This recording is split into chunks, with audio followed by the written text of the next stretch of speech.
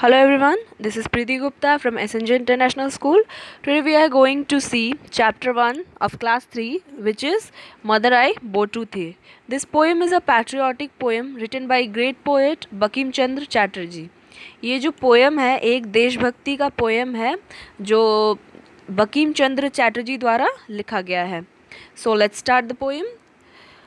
Madurai Botu The, rich with Thai hurrying streams, bright with Thai orchard gleams, cool with Thai winds of delight, dark fields waving, mother of might, mother tree.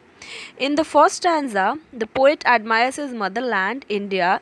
In it, he tells us that his motherland is prosperous and happy.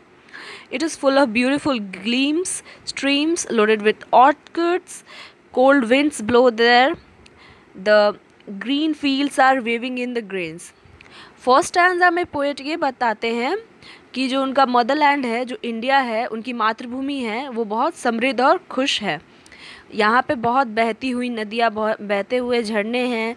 यहाँ पे फल के जो बागान हैं फूलों और फलों से लदे हुए हैं. यहाँ पे ठंडी ठंडी हवाएं बहती है और यहाँ पे जो खेत है, हरे हरे खेत, वो फसल से लहलहाते हैं. So let's start the second stanza.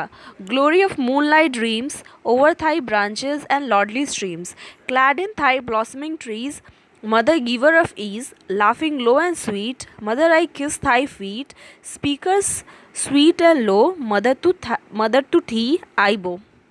In the second stanza, the poet describes other element of his land. He tells the glory of his motherland. When moonlight falls over the branches and streams, it seems to be heavenly. All areas are growing and blooming.